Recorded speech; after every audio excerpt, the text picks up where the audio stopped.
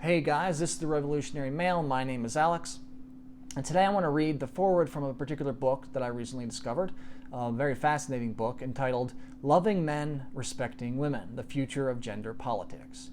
And I'm going to read the foreword from this book because there is, as we are all aware, a battle of the sexes, a war of the sexes, essentially declared by the feminists on the men.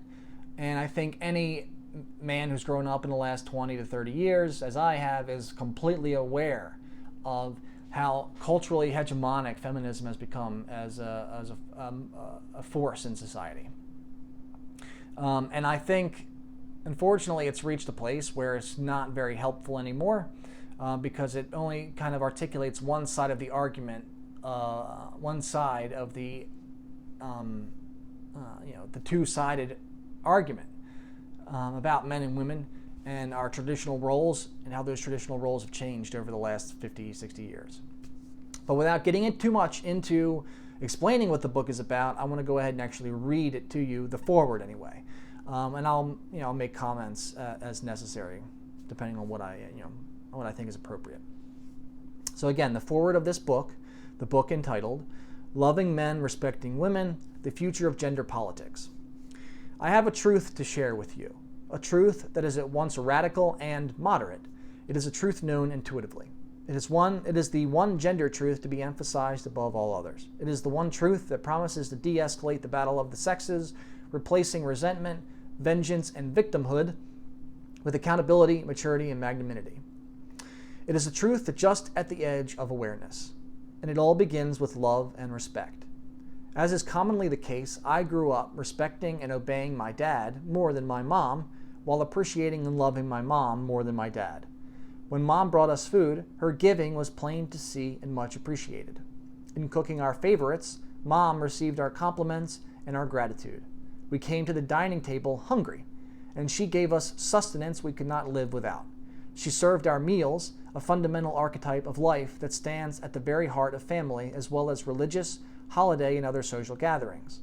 When Dad did his giving, he did his giving in an office somewhere miles away, where we could neither see nor fully appreciate it. I directly experienced what Mom was giving, but it often seemed as though Dad gave nothing. Growing up loving our mothers and resenting our fathers is more than just a matter of cultural cliche. It is, I think, the murky origin of a profound gender bias that may remain with us all of our lives. Have you ever considered a true and deep empathy toward fathers? What's at risk in directing culture-wide caring, concern, and compassion toward men in general, and fathers in particular? And why will so many of us react with derision at the very thought? Did you know that on Mother's Day, more phone calls are made than on any other holiday, more than on Christmas Day, and far more than on Father's Day? Father's Day, in contrast, is the day on which we make the largest number of collect calls. If we love Mom and Dad equally, then why do we buy and send half again as many Mother's Day cards as Father's Day cards? It would seem that most of us grow up respecting our fathers, but not necessarily loving them, empathizing with them. Likewise, it would seem that most of us grow up loving our mothers, but not necessarily respecting our mothers. But at least in part, the disparity in love and respect derive from the roles we play. Clearly, the husband role of protector-provider lends itself to being respected, while the wife role of lover-nurturer better lends itself to being loved. Of course, it doesn't always work this way, but within the traditional model at least, it works this way more often than not. In serving our meals, we could say that Mom was being servile, or we could say that cooking and serving our meals was one of the ways in which Mom was placed herself at the center of our affections. In bringing home the bacon, we could say that Dad was being dominant, or we could say that working to earn his family's love was one of the ways in which Dad was separated from his family's love. Upon close examination, we find that every gender reality has this same dual nature. And that's what's fascinating about this particular perspective that the author, Tim Goldich, is offering. That we have these traditional roles, and we have come to understand and empathize with one of them more than the other, just as we've come to respect one of them more than the other. Let's continue on. At home, Mom was as loving, giving, nurturing, and omnipresent as Dad was demanding, rule-enforcing, cranky, and absent. My emotional dependence on Mom was obvious and absolute. It was she who washed us, fed us, tended to our bruises, taught us right from wrong, and cared for our most basic needs. Within the mother-child glow, we experienced a world of limitless, unconditional love, protecting us from an outside world cold and uncaring. It was Dad's interaction with the outside world that insulated us from that world. Yes, we were financially dependent upon Dad, but what does that mean to a child? In our infancy, did we experience Dad as he who suffered the slings and arrows, making it possible for our mother and child to live within a nexus of love and safety? Or did we experience Dad as he who competed for Mom's love and often usurped Mom's love? Every hour Dad devoted to earning his family's love left him with one fewer hour in which to be with his family's love. His work persona, so functional at work, was dysfunctional at home. "I can't understand it," he said to me once. "I communicate so well with my young employees. Why can't I communicate with you?" It's easy to get disgusted with Dad. "I'm your son, not your employee," I thought to myself. But how was Dad supposed to know about parenting? Our dads didn't grow up playing with dolls, playing house and babysitting. The male culture our dads grew up in did nothing to prepare them for the role of parenting. I was born before 1970, which means that I was born at a time when fathers were not even allowed in the delivery room. Fathers were shut out right from the start. The anesthesiologist could be there, the family doctor could be there, a man with some practical value could be there.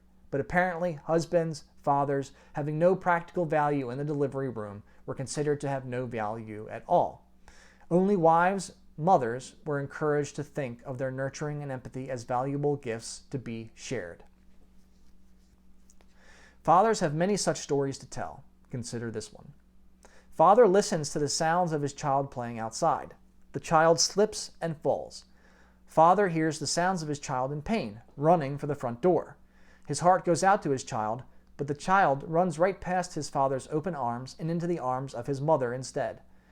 The child seeks comfort from the parent he loves most. In keeping with the male code, father does his best to keep his pain invisible to his family, yet he is wounded nonetheless. It hurts to be loved second best. Is it any wonder if, from that day on, the father begins to hide behind his newspaper? Is it any wonder that Dad begins spending more time at work, where he feels functional, and less time at home, where he feels dysfunctional? Perhaps if we men better understood our father's inner experience, we'd have more empathy toward our fathers. And if we can have more empathy toward our fathers, then perhaps we can have more empathy toward ourselves. Dad did give something.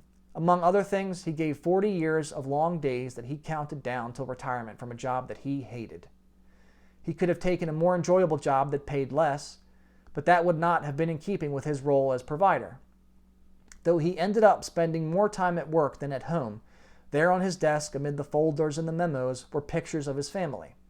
There, under a sheet of glass covering his desk, was a poem I had written in the 4th grade.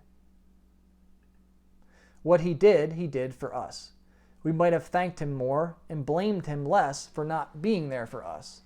He was over there at work for us. Looking back on it, I suppose it was we who were not there for him. To lend an ear to his fears and to love and support him.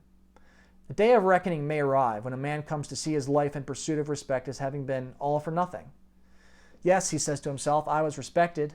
I may have been feared, obeyed, admired, lauded, and rewarded with authority, status, and titles, but I was never loved. Out of the blue, I awoke one day to be served divorce papers. I still love my wife, but she does not love me.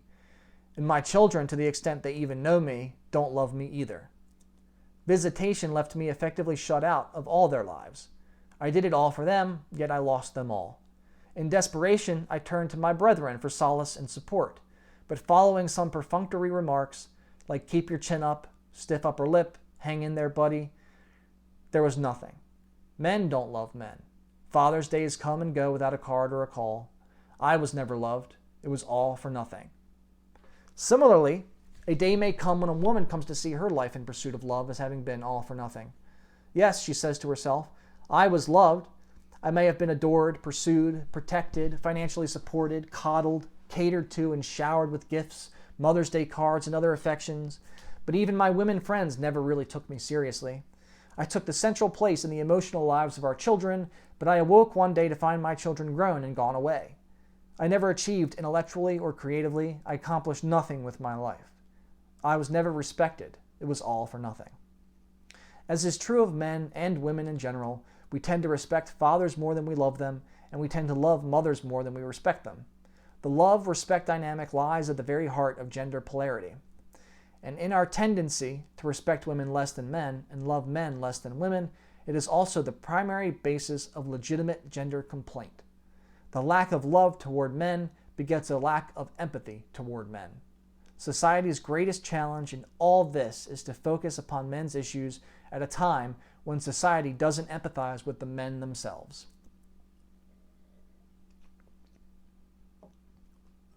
Both love and respect are abundantly rewarding in some ways, yet each is lacking certain essentials. For their lives to be fulfilling, women need to be both loved and respected. And for their lives to be fulfilling, men need to be both respected and loved. The gender system can be improved. The sexes can negotiate these improvements under a unified banner without resorting to resentment, vengeance, or victimhood. One truth above all leads all others leads the sexes down a path away from destructive battle and toward healthy negotiation, mutual understanding, and fairness. So what is this wondrous truth that can do such wondrous things? Simply this: it all balances out. And that's the end of the foreword. And I didn't even feel any real need to actually comment upon anything that I was reading, because I think it's very, very clear the argument that Tim is making. And he goes on in more detail in the book to break this argument down, get into the nitty-gritty of it, and actually articulate a broader vision for what this kind of gender politics can look like, an equalist gender politics. And unfortunately, the first step in making this transition is to begin to empathize with men. Because our society, being dominated by the hegemonic force of feminism, only sees women as powerless victims. They don't see them as powerful victimizers. Only men are seen as powerful victimizers and not seen as powerless victims. Only once that balance is restored can we begin to actually make that transition toward an equalist perspective on gender politics. And I haven't finished the book yet myself, but it is incredibly fascinating, a wonderful read, and I essentially read the foreword here today to recommend it to anyone who views my channel. Again, the book is entitled Loving Men, Respecting Women, The Future of Gender Politics. I hope you enjoyed the video. Please like it if you did. Hit the subscribe button if you're interested in watching more of my content. If you have any comments or questions, you can go ahead and write them in the comment section beneath the video, or you can go ahead and email me at therevolutionarymail@gmail.com. I will look forward to seeing you on the next one. Have a good day. My name I usually end with, my name is Alex. This is the Revolutionary Mail. I'll see you on the next one.